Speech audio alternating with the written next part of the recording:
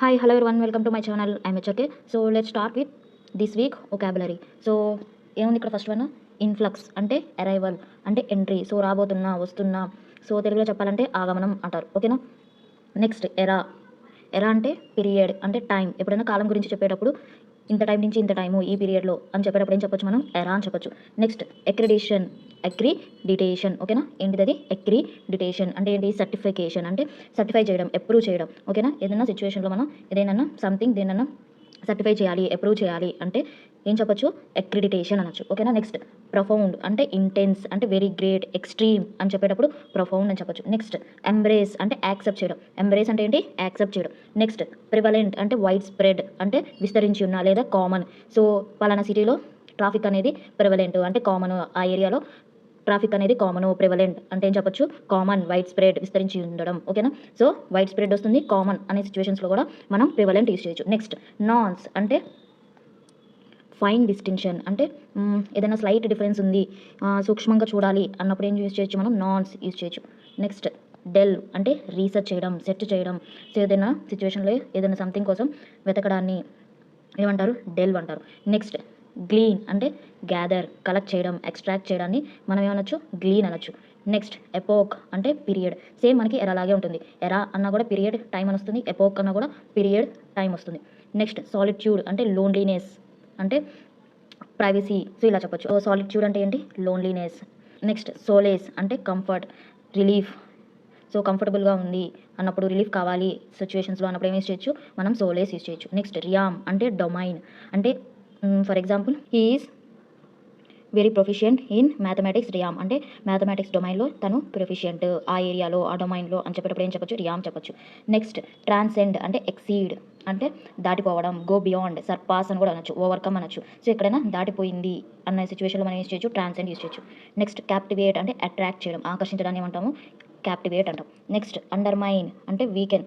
So ఏదైనా సిచ్యువేషన్లో తగ్గుతుంది సో వీక్ అవుతుంది అనే సిచ్యువేషన్లో ఏం చెప్తాము అండర్మైన్ చెప్తాం. నెక్స్ట్ గ్రూలింగ్ అంటే ఎగ్జాస్టింగ్ అంటే టైట్ అవడం. సో అలసిపోవడాన్ని అయిపోయింది అని చెప్పేటప్పుడు ఏం చెప్పొచ్చు గ్రూలింగ్ ఎగ్జాస్టింగ్ అని చెప్పొచ్చు. నెక్స్ట్ ఇన్ఎవిటబుల్లీ అంటే సర్టైన్లీ డెఫినెట్లీ ఓకేనా. ఇన్ఎవిటబుల్లీ అంటే ఏంటి సర్టైన్లీ డెఫినెట్లీ అని. నెక్స్ట్ రీప్ అంటే గెయిన్ పొందడం ఓకేనా. Obtain acquire earn. So earn కూడా అనొచ్చు. సో ఎర్న్ అంటే ఏంటి పొందడం అని. సో కాబట్టి రీప్ అంటే ఏంటి గెయిన్. నెక్స్ట్ డిస్యూవేడ్ అంటే డిస్కరేజ్. సో నిరుత్సాహపరచడాన్ని ఏమంటాము డిస్యూవేడ్ అంటాం ఓకేనా. నెక్స్ట్ అంబియంట్ అంటే సరౌండింగ్స్. సో చుట్టుపక్కల ఎన్విరాన్మెంట్. సో ఇలా మీకు ఇంకా ఈజీగా తెలియాలంటే అంబియన్స్ అంటే తెలుసా ఫుడ్ బ్లాగ్ ఛానల్స్ చూసే వాళ్ళు చెప్తూనే ఉంటారు. సో ఇక్కడ ఈ హోటల్లో ఈ అంబియన్స్ బాగుంది అని. సో అట్లా అంబియంట్ అంటే ఏంటి సరౌండింగ్స్ చుట్టుపక్కల వాతావరణం ఎలా ఉంది సరౌండింగ్స్ ఎలా ఉన్నాయి. సో ఇలా అంబియంట్ అంటే ఏంటి సరౌండింగ్స్ అని. నెక్స్ట్ కమ్యూట్ అంటే ట్రావెల్. So journey. సో ఇలా చెప్పొచ్చు. సో కమ్యూట్ అంటే ఏంటి ట్రావెల్. నెక్స్ట్ ఇన్సెంటివైజ్ అంటే ఎంకరేజ్ చేయడం. సో ఇన్సెంటివైజ్ అంటే ఏంటి ఎంకరేజ్ చేయడం ఓకేనా మోటివేట్ చేయడం. సో డిస్కరేజ్ చేయడం అంటే డిస్యూవేడ్. ఎంకరేజ్ చేయడం అంటే ఇన్సెంటివైజ్ ఓకేనా. సో సినోనియం వచ్చింది మనకి యాంటోనియం వచ్చింది. నెక్స్ట్ ఓవర్లుక్ అంటే ఇగ్నోర్ చేయడం నెగ్లెక్ట్ చేయడం. సో ఓవర్లుక్ అంటే ఏంటి ఇగ్నోర్ చేయడాన్ని నెగ్లెక్ట్ చేయడాన్ని ఓవర్లుక్ అంటారు.